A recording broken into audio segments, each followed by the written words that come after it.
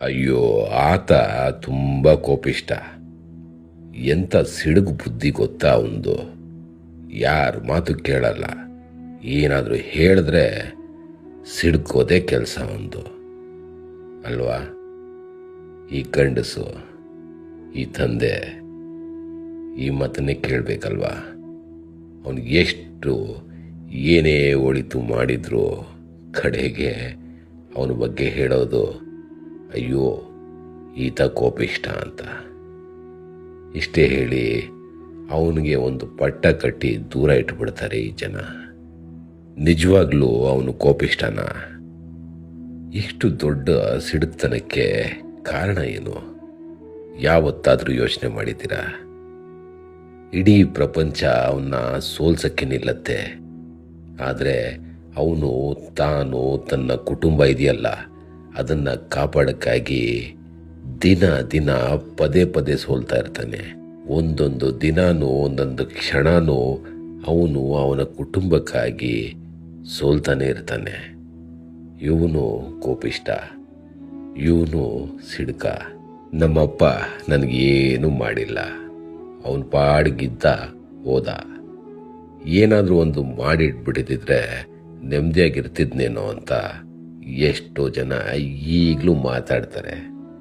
ಆದರೆ ಅವ್ನು ಪಟ್ಟಿದ ಕಷ್ಟ ಮಾತ್ರ ಯಾವತ್ತೂ ಯಾರೂ ಮಾತಾಡಲ್ಲ, ಹೌದಲ್ವಾ? ಈ ತಂದೆ ಅನ್ನೋನಿಗೆ ಅದು ಒಂದು ಶಾಪವಾಗೇ ಪರಿಣಮಿಸಿಬಿಟ್ಟಿದೆ.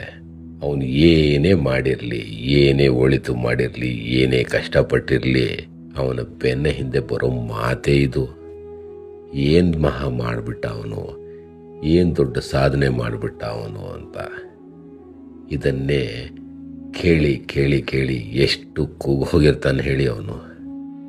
ಅದ್ರ ಬಗ್ಗೆ ಯಾರಿಗೂ ಚಿಂತೆ ಇಲ್ಲಲ್ಲ. ತಂದೆ ಅಲ್ಲ, ಬಂಡೆ ಥರ ಎಲ್ಲ ಸಹಿಸ್ಕೊಂಡ್ಬಿಡ್ತಾನೆ. ಇದನ್ನು ದೊಡ್ಡದಾಗೇನು ತಗೊಳ್ಳಲ್ಲ ಬಿಡು ಅವನು. ಅವನಿಗೇನು ನಡೀತದೆ, ಅವನ ಜೀವನನೇ ಹೀಗೆ. ಇದಕ್ಕೆಲ್ಲ ತಲೆ ಕೆಡಿಸ್ಕೊಂಡ್ರೆ ಆಗತ್ತಾ? ಇಂಥ ಮಾತುಗಳೇ ಜಾಸ್ತಿ ತಂದೆ ಅಂದಾಗ. ಅದು ಯಾಕೋ ಗೊತ್ತಿಲ್ಲ, ಇಷ್ಟೊಂದು ನಿರ್ಲಕ್ಷ್ಯ. ಎಲ್ಲ ವಿಷಯದಲ್ಲೂ ತಂದೆನ ತುಂಬ ಕ್ಷೀಣವಾಗಿ ನೋಡ್ಬಿಡ್ತಾರೆ ರೀ. ಅದು ಯಾಕೋ ಗೊತ್ತಿಲ್ಲ. ತಾಯಿಗೆ ಕೊಡೋ ಸ್ಥಾನ ಖಂಡಿತ ಕೊಡಲೇಬೇಕು, ತಾಯಿಗಿಂತ ದೇವರಿಲ್ಲ. ಆದರೆ ತಂದೆ ಏನೂ ಇಲ್ವಾ? ಇದು ತಪ್ಪಲ್ವಾ? ಅವನ ಪಾತ್ರ ಏನೂ ಇಲ್ವಾ? ಹಾಗಾದರೆ ನಮ್ಮ ಜೀವನದಲ್ಲಿ ಅವನು ಯಾವ ವ್ಯತ್ಯಾಸನೂ ಮಾಡೇ ಇಲ್ವಾ?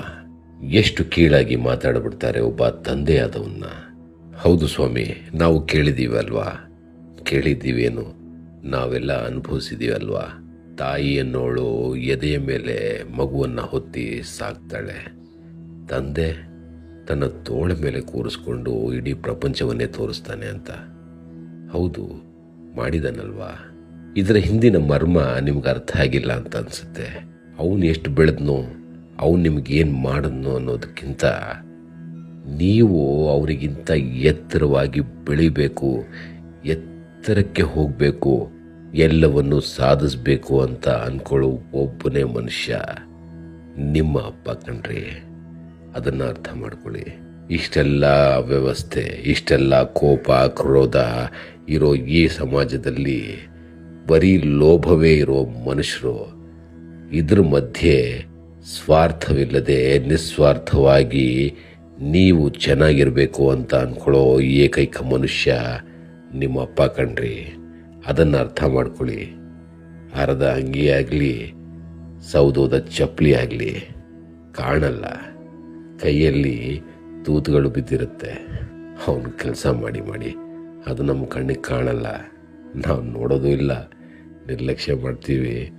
ಮಾಡಿಬಿಟ್ಟು ಕೋಪಿಷ್ಟ ಅಂತ ಪಟ್ಟ ಕೊಟ್ಬಿಡ್ತೀವಿ. ಇಲ್ಲಿ ಆ್ಯಕ್ಚುಲಿ ಅವನಿಗೆ ಕೋಪ ಅಲ್ಲ ಕಣ್ರಿ, ಅವನು ತೋರಿಸ್ತಾ ಇರೋದು ನಿಮ್ಮ ಮೇಲಿನ ಕೋಪ ಅಲ್ಲ. ಅವನು ತೋರಿಸ್ತಾ ಇರೋದು ಒಮ್ಮೊಮ್ಮೆ ಅವನ ಕೈಯಲ್ಲಿ ಆಗಲ್ಲಲ್ಲ, ಅಸಹಾಯಕತೆ ಆಗತ್ತೆ. ಈ ಸಮಾಜ ಕೊಡ್ತಿರೋ ನೋವಿರುತ್ತಲ್ಲ, ಕೊಡ್ತಿರೋ ಕಷ್ಟ ಇರುತ್ತಲ್ಲ, ಇದನ್ನು ತಡಿಲಾರದೆ ಒಮ್ಮೊಮ್ಮೆ ಅವನು ಬರ್ಸ್ಟ್ ಆಗ್ತಾನೆ. ಎಲ್ಲಿ ಹೋಗಿ ಹೇಳ್ತಾನೆ ಅವನು? ನೀವು ತಾನೇ ಅವನಿಗೆ ಅಂತ ಇರೋದು. ನಿಮ್ಮ ಮುಂದೆ ವರ್ಸ್ಟ್ ಆಗ್ತಾನೆ. ಇಡೀ ಪ್ರಪಂಚದ ಮುಂದೆ ತಲೆ ಬಾಗ್ತಾನೆ ಕಣ್ರಿ ಅವನು. ಅದು ನಿಮ್ಗೆ ಕಾಣಲ್ಲ. ನಿಮ್ಮ ಮುಂದೆ ಬರ್ಸ್ಟಾಗ್ತಾನಲ್ಲ, ಅದು ನಿಮಗೆ ದೊಡ್ಡ ವಿಷಯವಾಗಿ ಕಾಣುತ್ತೆ. ಅವನು ಕೆಟ್ಟವನು, ಅಪ್ಪ ಸಿಡ್ಕ. ಎಷ್ಟು ಸುಲಭವಾಗಿ ಹೇಳ್ಬಿಡ್ತೀವಲ್ಲ, ಅಯ್ಯೋ ಅಪ್ಪ ಇವನ ಅಂತ. ಇವನು ಇರೋವರೆಗೂ ನಿಮ್ಗೆ ಗೊತ್ತಾಗಲ್ಲ. ಯಾವತ್ತು ಇವನ ಛಾಯೆ ನಿಮ್ಮಿಂದ ದೂರ ಆಗತ್ತೆ ಗೊತ್ತಾ, ಆಗ ಗೊತ್ತಾಗತ್ತೆ. ಅನುಭವಕ್ಕೆ ಬಂದಿದೆ ನಮಗೆಲ್ಲ. ನಾವೆಲ್ಲ ಇದೆಲ್ಲ ಅನುಭವಿಸ್ಬಿಟ್ಟಿದ್ದೀವಿ. ಅಪ್ಪ ಅನ್ನೋನು ಇಲ್ಲ ಅಂದರೆ ಆ ಮನೆ ಏನಾಗತ್ತೆ ಅನ್ನೋದನ್ನು ಚೂರು ಯೋಚನೆ ಮಾಡಿ. ಇವತ್ತು ಎಲ್ಲವೂ ಇದೆ ಅಂದಾಗ ಅವನ್ನ ಅಷ್ಟು ಕೀಳಾಗಿ ನೋಡಿ ಅವನ್ನ ಮಾತಾಡ್ಬಿಡ್ತೀವಿ. ಒಂದು ದಿನ ಒಂದು ಕ್ಷಣ ಅವನು ಇಲ್ಲ, ನಿಮ್ಮ ಮನೆಗೂ ಅವನಿಗೂ ಸಂಬಂಧ ಇಲ್ಲ ಅಂತ ಆಗೋಗುತ್ತಲ್ಲ, ಆಗ ಗೊತ್ತಾಗತ್ರಿ ನಿಮಗೆ ಅವನ ಮಹತ್ವ. ಅಯ್ಯೋ ಅಪ್ಪ ಇದ್ಬಿಡ್ಬೇಕಾಗಿತ್ತು ಅಂತ ಬೇಡ್ಕೋತೀವಿ ನಾವು ದೇವ್ರನ್ನ. ದೇವ್ರೇ ಅವನೊಬ್ಬ ಇದ್ದು ಬಿಟ್ರೆ ಸಾಕಪ್ಪ, ಯಾಕೋ ಅವನ್ನ ನಮ್ಮಿಂದ ದೂರ ಮಾಡಿಬಿಡ್ತೀಯ ನೀನು ಅಂತ ಆ ದೇವರಲ್ಲಿ ಬೇಡ್ಕೋಬೇಕಾಗಿರೋ ಪರಿಸ್ಥಿತಿ ನಮಗೆ ಬಂದೇ ಬಿಡುತ್ತೆ. ಅದನ್ನು ಅರ್ಥ ಮಾಡ್ಕೊಳ್ಳಿ. ಆ್ಯಕ್ಚುಲಿ ದೇವರು ಆತನೇ ಕಣ್ರಿ. ಅದನ್ನು ಅರ್ಥ ಮಾಡ್ಕೊಳ್ಳಿ. ಏನು ಕೇಳದೆ ಕೊಡ್ತಾನಲ್ಲ, ಕಲ್ಪವೃಕ್ಷ ಥರ ಏನು ಕೇಳದೇ ಎಲ್ಲ ಮಾಡ್ತಾನಲ್ಲ, ಅವನನ್ನು ಮಾತ್ರ ಯಾವತ್ತೂ ನಿರ್ಲಕ್ಷ್ಯ ಮಾಡೋಕ್ಕೆ ಹೋಗಬೇಡಿ. ಅವನೇ ನಿಮ್ಮ ಜೀವನದ ಕಲ್ಪವೃಕ್ಷ. ಅವನನ್ನು ಕೀಳಾಗಿ ನೋಡೋದಾಗಲಿ, ಏನೋ ವಯಸ್ಸಾಯಿತು ಏನೋ ಮಾತಾಡ್ಬಿಟ್ಟ ಅಂದ್ಬಿಟ್ಟು ಅವನ್ನ ದೂರ ಇಡೋದಾಗಲಿ ಯಾವುದೇ ಕಾರಣಕ್ಕೂ ಮಾಡೋಕ್ಕೆ ಹೋಗ್ಬಿಡಿ ಸ್ನೇಹಿತರೆ. ಆತ ನಿಮ್ಮೆದುರು ಇರುವಾಗಲೇ ಅವನನ್ನು ಕೊಂಡಾಡ್ಬಿಡಿ. ಅವನ ಸಹಾಯಕತೆಯನ್ನು ಅರ್ಥ ಮಾಡ್ಕೊಳ್ಳಿ. ಅವನಿಗಾಗಿ ಒಂದಿಷ್ಟು ಸಮಯ ಕೊಡಿ.